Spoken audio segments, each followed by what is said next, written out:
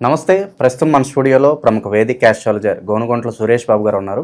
July మాసంలో కన్యా రాశి వారి పరిస్థితి ఏ విధంగా ఉండబోతుందో గురుగారిని అడిగి తెలుసుకుందాం. నమస్కారం గురుగారు. మణికంఠ గారు నమస్కారం అండి.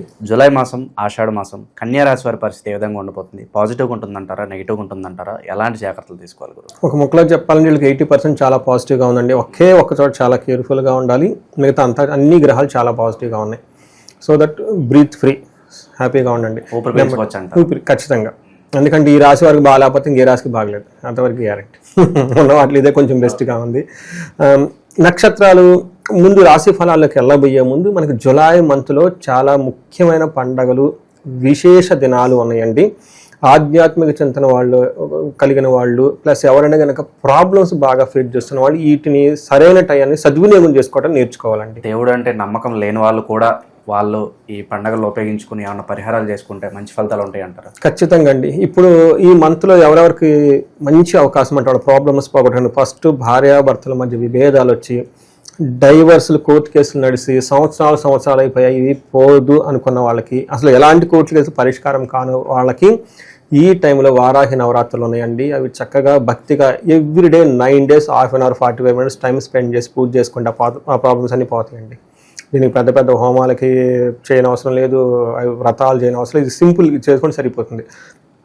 నెంబర్ 2, గురుగ్రహం ఎవరికైతే పీడిస్తుందో పర్టికులర్గా వృశ్చిక రాశి వాళ్ళకి ఆ రోజున గురువులకి సంబంధించిన వాళ్ళకి గురువులకు కానివ్వండి, ఆశ్రమాలకు కానీ మఠాలకు కానీ వెళ్ళేసి గురువులకి శుశ్రూష అంటే సేవ చేస్తే చాలా నచ్చుతుందంట.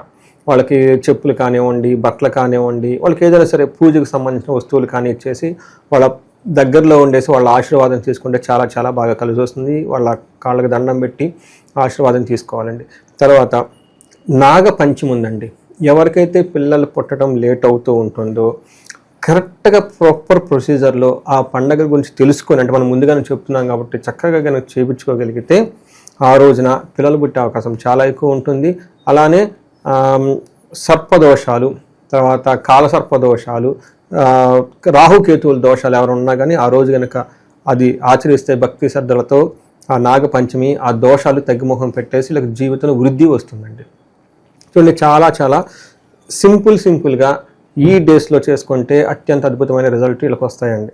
తర్వాత మనకి ఈ మంత్ కన్యరాశి కనుక చూసుకోండి, ఇందులో ఉత్తర 2, 3, 4 పాదాలు, హస్త 1, 2, 3, 4 పాదాలు, చిత్త 1, 2 పాదాలు అంతా మనకి కన్యరాశిలో ఉంటాయి. మనకి పేరు బలం కనుక చూసుకుంటే టో, పా, పీ, పూషం, నా, టా, పే, పో అన్న లెటర్స్ అంతా కూడా ఈ కన్యరాశిలోనే ఉంటాయని చెప్పుకోవాలి. అయితే గ్రహస్థితిని కనుక చూసుకుంటే మేజర్ గ్రహాలు ఓన్లీ సూర్యుడు ఒక్కళ్ళ మాత్రమే షిఫ్ట్ అయ్యారండి. మిగతా ఏ గ్రహం కూడా చేంజెస్ లేదనమాట. అంటే సూర్యుడు వీళ్ళకి మారటంతో లాస్ట్ మంత్ ఎలా ఉంటుందో ఆల్మోస్ట్ అదే విధంగా ఉండే అవకాశం ఎక్కువగా ఉంటుంది. అయితే ధన ప్రవాహం కనుక ఎవరికైనా ఆగిపోయి ఉంటే ఈ రాశి వాళ్ళకి ధన ప్రవాహం వచ్చేస్తుంది. డబ్బు కానీ మెటీరియల్ కంఫర్ట్ ఏమైనా కనుక కోల్పోయి ఉంటే ఈ టైంలో మళ్ళీ వాడు తిరిగి వచ్చే అవకాశం ఎక్కువగా ఉంటుంది.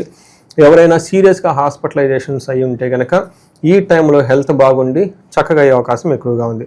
ఓవరాల్గా కనుక చూసుకుంటే అన్ని విషయాల్లో వీళ్ళకి చాలా పుష్టిగా కార్య సాధనంగా చేస్తూ చక్కగా ఉండే అవకాశం ఎక్కువగా ఉంటుంది. కుజుడు వీళ్ళకి 12వ ఇంట్లో ఉండి కూడా ఒక్క కుజుడు మాత్రం ఇబ్బంది పెడుతూ ఉన్నారు, మిగతా అన్ని గ్రహాలు బాగున్నాయి. మనం గ్రహం వైజ్ కనుక చూసుకుంటే సూర్యుడు వీళ్ళకి 11వ ఇంట్లో ఉండటం వల్ల మిక్స్డ్ రిజల్ట్ ఇస్తున్నారని మనం చెప్పుకోవాలి. మిక్స్డ్ కాదు, ఒక 80% చాలా పాజిటివ్గా ఉన్నారు మనం చెప్పుకోవాలి.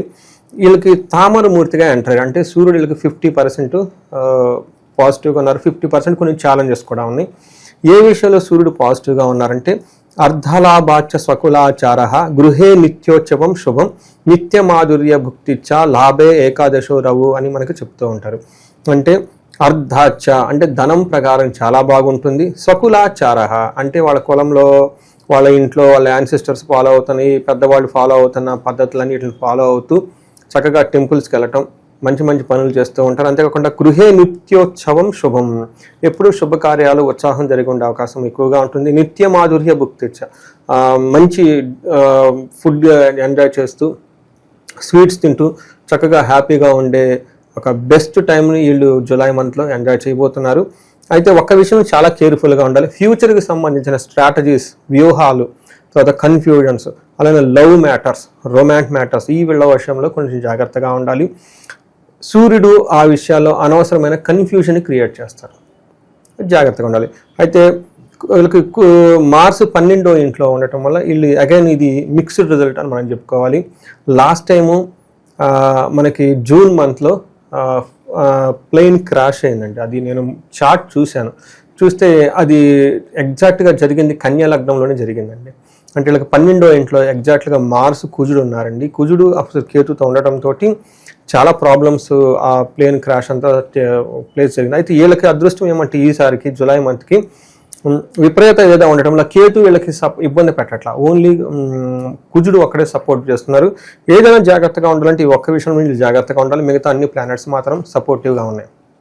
మనకి మార్చి చూసుకున్నాం అనుకోండి, వీళ్ళకి ప్రవాసం వ్యాధి పీడాంచ బంధువైరం ధనక్షయం దేహ పీడాంచ సంచారం ద్వాదశ స్థానకో కుజ. అంటే కుజులు కనుక 12వ ఇంట్లో ఉంటే ఏమవుతుందంటే ప్రవాసం, ఫారిన్ వెళ్ళాలనుకున్న వాళ్ళకి, ట్రావెల్ చేయాలనుకున్న వాళ్ళకి ఎక్కువగా ప్రమోట్ చేస్తూ ఉంటుంది.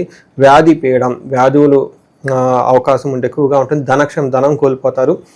దేహ పీడం సంచారం, శరీరం బాధిస్తుంది. అనవసరంగా అటు ఇటు ట్రావెల్ చేసే అవకాశం ఎక్కువగా ఉంది.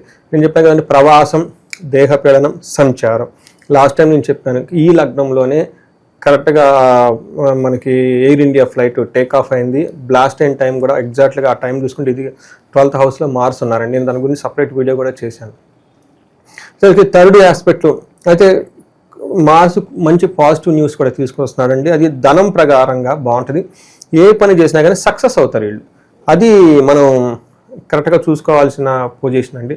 తర్వాత శుక్రుడు వీళ్ళకి అగైన్ 8th హౌస్లో ఉండి 2nd హౌస్లో చూడటం వల్ల ఇప్పటిదాకా మనం కుజుడు వీళ్ళకి ఇబ్బంది పెడుతున్నాం కదండి, ఆ కుజుడు పెట్టే ఇబ్బందుల నుంచి దాదాపు వీళ్ళన్నీ బాగా న్యూట్రలైజ్ చేసేసి సపోర్ట్ చేస్తూ ఉంటాడు శుక్రుడు అనమాట. శుక్రుడు 8వ ఇంట్లో ఉండటం వల్ల ఏమవుతుందంటే దుఃఖనాశం, మహాభాగ్యం, బంధుమిత్ర సమాగమ, రాజదర్శనం, అర్ధమాప్తి, భృగు రష్టమగే భృగునందని అని మనకి సాంస్క్రిట్లో చెప్తారు.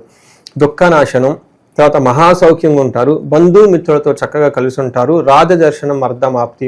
ఇక్కడ రాజదర్శనం అంటే మన బాసులను కలవటము, గవర్నమెంట్ అఫీషియల్ని కలవటము, పొలిటీషియన్లు కలవటం, ఇలాంటి వాళ్ళకి పెద్ద పెద్ద అఫీషియల్స్ అపాయింట్మెంట్స్ ఇప్పటిదాకా ఏమన్నా కనుక ఆగుంటే ఈ టైంలో వీళ్ళు వాళ్ళ దగ్గరికి వెళ్ళటం, వీళ్ళకి కావాల్సినవి చెప్పుకోవటం, వీళ్ళకంతా అనుకూలంగా ఉండే అవకాశం ఎక్కువగా ఉంటుంది.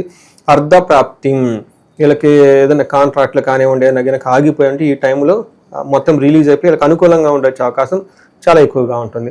అదేవిధంగా వీళ్ళకి 2వ ఇంట్లో దృష్టి ఉండటం వల్ల గుడ్ స్పీచ్, బాగా చక్కగా మాట్లాడుతూ ఉంటారు, ఫుడ్ బాగా తింటూ ఉంటారనమాట. ఇది ఒక్క కుజుడు కొంచెం ఇబ్బంది పెట్టిన మిగతా అన్ని గ్రహాలు వీళ్ళకి చాలా పాజిటివ్గా ఉన్నాయని మనం చెప్పుకోవాలి. ఇక ఈ రాశిలో స్పెసిఫిక్గా ఏ నక్షత్రాల వాళ్ళు ఉంటారు, వాళ్ళకి ఎలా ఉండబోతుంది? మనకి ఉత్తర ఫాల్గుని, హస్త, చిత్త నక్షత్రాలు ఇందులో ఉంటాయి. ఉత్తర ఫాల్గుని కనుక చూసుకుంటే వీళ్ళకి చాలా లాభప్రదంగా ఉంటుంది. ఫారిన్ వెళ్ళాలనుకున్న వాళ్ళు అనుకూలంగా ఉంటుంది, సౌఖ్యంగా ఉంటారు, వస్త్రలాభం చూపిస్తుంది. అన్నీ పాజిటివ్గానే ఉన్నాయి. ఒకటే కేర్ఫుల్గా ఉండాలి, దేహ పీడనము, మరణము చూపిస్తుంది. ఇక్కడ మరణం అంటే భయపడొద్దండి, సినిమాల్లో చూపించే మరణం కాదు. ఇక్కడ మరణం అంటే ఆగిపోవటం అని చూపిస్తుంది. అంటే అప్పటిదాకా వాళ్ళు ఒక ఫ్లోలో వెళ్తూ ఉంటే ఎక్కడో చోట బ్రేక్ పడుతుంది అనమాట, ముందుకెళ్ళని పరిస్థితిలో ఉంటుంది. అలానే దేహ పీడనం అంటే వీళ్ళకి శారీరకంగా వీళ్ళకి ఇబ్బంది ఉంటుంది, అంటే వీళ్ళ శరీరమే వీళ్ళని బాధ పెడుతూ ఉంటుంది. నెక్స్ట్ హస్త నక్షత్రం కనుక చూసుకుంటే వీళ్ళకి వస్త్రలాభం ఉంటుంది, సౌఖ్యం ఉంటుంది, విదేశ గమనం, ఫారిన్ వెళ్ళే ఆపర్చునిటీస్ ఉంటాయి, లాభప్రదంగా ఉంటుంది. అయితే శారీరకంగా వీళ్ళు ఇబ్బంది పడే అవకాశం ఎక్కువగా ఉంటుంది. చిత్తా నక్షత్రం వాళ్ళకే క్షేమంగా ఉంటారు, విదేశ గమనం, వస్త్రలాభం ఉంటుంది, పరవాసం ఉంటుంది. 2 ఛాలెంజెస్ అగైన్ హెల్త్, ఒకటి శారీరకంగా, రెండోది డిసీజులు కూడా వచ్చే అవకాశం ఎక్కువగా ఉంటుంది. మనకు రోగము, దేహపడం 2 డిఫరెంట్ అండి. కొన్నిసార్లు మన శరీరం మనకి తలనొప్పి, ఈ నొప్పి, ఆ నొప్పి పుడుతూ ఉంటుంది అనమాట. మన శరీరం మనకి ఇబ్బంది పెట్టడాన్ని, మన శరీరం మనకి అగనెస్ట్గా వర్క్ చేయడాన్ని దేహపీడనం అంటారు. కొన్నిసార్లు శరీరం బాగుంటుంది, వేరే డిసీజెస్, మలేరియా, గిలేరియా డిసీజ్ ఇవన్నీ వచ్చేసి మనకి అటాక్ అవుతుంటాయి, జలుబు, కోల్డ్, గీల్డ్ అంతా అదంతా రోగం కింద, డిసీజ్ కింద ఉంటుంది. ఈ ప్రకారంగా మనం వీళ్ళకి ఒకటే ప్రాబ్లం, హెల్త్ విషయంలో జాగ్రత్తగా ఉండాలి చిత్తా నక్షత్రం వాళ్ళు. ఇది కాకుండా హస్త, చిత్తా నక్షత్రం వాళ్ళకి జూలై 23 తర్వాత, డేట్ గుర్తుపెట్టుకోండి, జూలై 23 తర్వాత ధనం కోల్పోయే అవకాశం ఎక్కువగా ఉంది. మనీ విషయంలో చాలా జాగ్రత్తగా ఉండాలి. సో ఈ ప్రకారంగా చూసుకుంటే ఒక బెస్ట్గా ఉందనే నేను చెప్పాలి మిగతా రాశులతో కంపేర్ చేస్తే. ఇక ఈ ఆషాఢ మాసంలో ఎలాంటి పరిహారాలు బాగా అవసరం అంటారు గురుగారు? వీళ్ళకి 12వ ఇంట్లో కుజుడు ఉండటం వల్ల మనకి ఏమని చెప్తుంటే దేహ పీడనం, హెల్త్ కాంప్లికేషన్ చాలా బాగా చూపిస్తుంది వీళ్ళకి. దీని నుంచి బయటపడడానికి వీళ్ళకి అమృత మృత్యుంజయ పాశుపతాభిషేకం అని ఉంటుందండి. అభిషేకం చేసుకోవటం, లేదంటే మృత్యుంజయ మంత్రాన్ని జపించుకోవటం, ఆయుష సూక్తం అని ఉంటుందండి. ఈ ఆయుష సూక్తాన్ని వీళ్ళు జపించుకుంటూ ఉంటే చాలా బాగుంటుంది. అయితే వీళ్ళకి ఫారిన్ వెళ్ళే అవకాశం కూడా చాలా ఎక్కువగా ఉంటుంది. ఇది కూడా కుజుని వల్ల కాబట్టి సుబ్రహ్మణ్యేశ్వర స్వామిని ఆరాధన చేసుకుంటే ఫారిన్ వెళ్ళే అవకాశం చాలా ఎక్కువగా ఉంటుంది. మిగతా అన్ని విషయాల్లో చాలా చక్కగా ఉంది కాబట్టి ఈ రాశి వాళ్ళకి ఎవరికైనా కనుక కొంతమంది మాకు జాబులు పోయినాయండి అంటే మనకి లాస్ట్ టైం షష్ఠగ్రహ కూటమి వీళ్ళకి ఇంకా ఇబ్బందులు పడుతూ ఉన్నారు. వీళ్ళు మన్యు పాశుపత అభిషేకం చేయించుకున్నా, లేదంటే ఏకాదశ రుద్రాభిషేకం చేయించుకున్నా చాలా అనుకూలంగా ఉంటుంది. ధనానికి ఎవరైతే ఇబ్బంది పడుతూ ఉంటే వీళ్ళకి కుబేరు పాశుపత అభిషేకము, లేదంటే భార్యాభర్తల మధ్య గొడవలు కానీ ఏమన్నా అవుతూ ఉంటే వీళ్ళకి అన్యోన్య దాంపత్య పాశుపతం చేయించుకుంటే చాలా బాగుంటుందండి. ఓవరాల్గా జూలై మాసంలో కన్యా రాశి వారికి ఏ విధంగా ఉండబోతుందో మీ మాటలో చాలా అద్భుతంగా వివరించారు. ధన్యవాదాలు. ధన్యవాదాలు.